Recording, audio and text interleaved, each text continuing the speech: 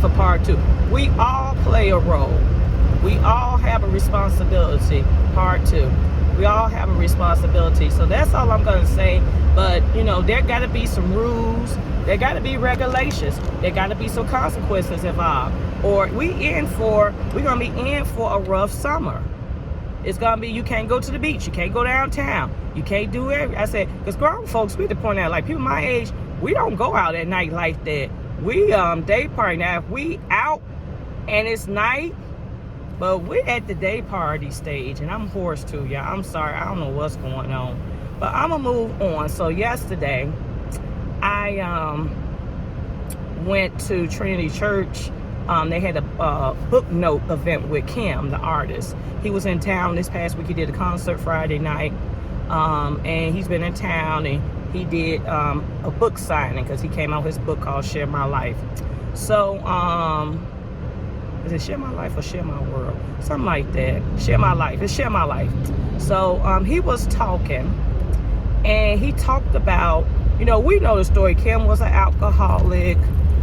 He talks about that doing a lot of his, you know, concerts, and he gives testimonial service. So it's not a secret. It's nothing new.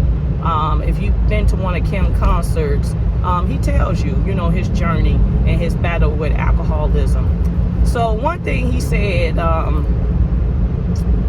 about his work ethic and stuff, he worked at the Ritz-Carlton, and he said he got to meet like a lot of celebs, and you know, the way they train them on excellence.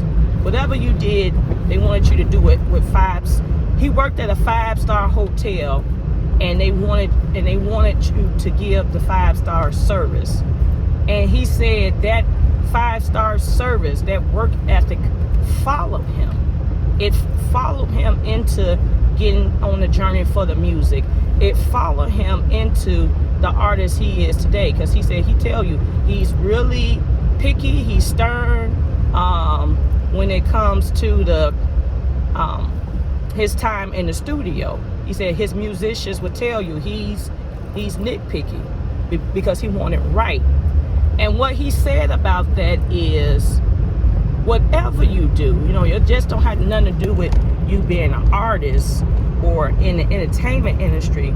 But he said, if you're going to do something, do it with excellence. He said, if you're going to mop the floor, deliver the mail, drive the bus, teach the class, teach it, do it with excellence. Whatever you do, do it with excellence. Because he said that's going to show, and people will notice. And then he also said, if you're working on a dream and, you know, you're doing your 9 to 5, he said he looked at his current job at the time as his friend. His friend was allowing him to earn money to pay debts and, you know, be able to make those demos and press the CDs and everything he was doing, you know, shipping and delivering his CDs.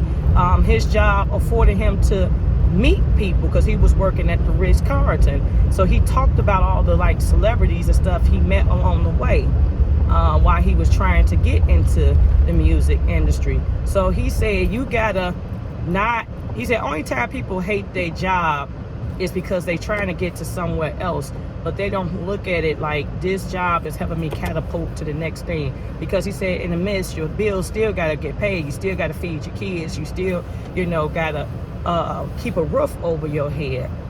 And it's so funny he said that, because yesterday I had went into Popeyes. The little strawberry biscuits, those are out. My brother wanted some, so I was out by one Popeyes. They didn't have it. So the Popeyes that's the closest to my house, I said, well, I'll just, you know, stop by there, because, you know, I want to pick this up for my brother, you know, that's what he want, you know, I'll get it. So I said, well, I'll stop at this second Popeyes since it's down the street from our house.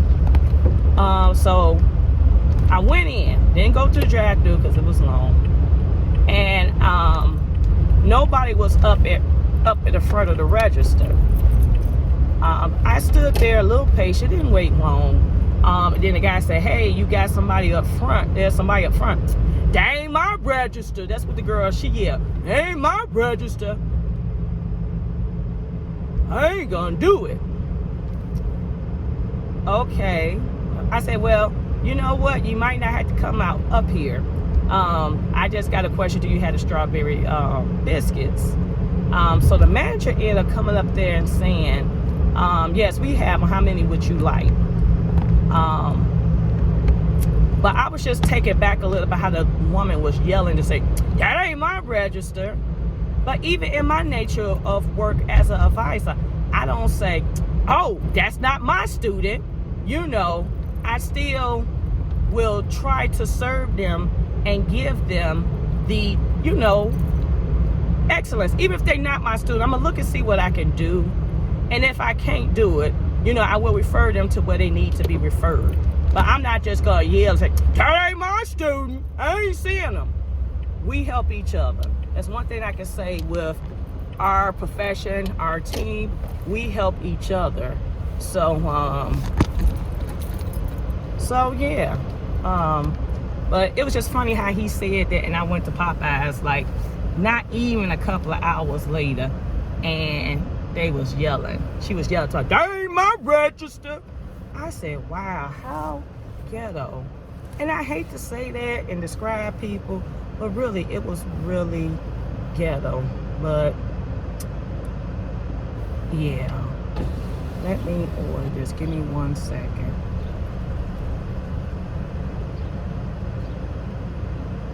Morning, what are you having? Good morning. I would like a small hot latte with sugar, caramel, and just a little whipped cream. I'm sorry, we don't have whipped cream right now. Okay, sugar, caramel. You said a little bit of sugar? No, put sugar in there. Caramel, and you say you don't have whipped cream? No. Okay, that's fine. And then I would like to have a vanilla Long John. Okay, will that be all? That'll be all. Thank you. They don't be having. I mean, I like this Dunkin' Donuts because it's conveniently located on my way to work, but they need to get it together. I miss my old Dunkin' at Evergreen Park, Illinois. That was down the street from my old job. They were like the best. And I went to Hammond, Indiana. They was trash, bad attitudes. I don't go to the one on campus because I would have to walk over to the Union to get the stuff and then walk back. So I had to pass up my building to go to that Dunkin'. But yeah, but I think they do have a delivery service, but you know, sometimes, a lot of times I'm drinking my drink in the car, but I'm all about, like, you know, giving people service. And even like this past weekend, we had Admitted Student Day at the college. And, you know, I spoke to everybody. I probably spoke to like 8 or 9 families in like a matter of 25, 30 minutes. And I gave them my best professional, you know, opinion, answer the questions, and it was all walks of life. And I remember this, you know, it was a white family. They, you know, we talked, and he had a concern about math, and I shared my math story, you know, gave him the questions he needed. But his mom came back up to me and said, you know, thank you for sharing your story. Thank you for taking time to answer our questions. You made my son feel better about, you know, his not so great performance in the math test for placement. And, you know, it's stuff like that when you know, I want to share this, you know, with your, you know, supervisor. So when you give excellent service, it will pay off. People gonna notice, trust me. You know, if you drive the bus and you a great bus driver, trust me, they gonna know, you know? So that's my thing. Whatever you do it with excellence. And God is gonna bless you. If you do the work, you kind to people, and people don't say it always work that way, but it does. It really does if you have a genuine, you know, heart. And then another thing I don't like about this Dunkin' Donuts is that these people, the space is already tight, and they be blocking the driveway. Can't get out, you can't get in. It's crazy. But that's all I got, y'all. That's it. Have a blessed Monday. Have a blessed week. Be open to the blessings God has for you, and make it a great time. Peace out.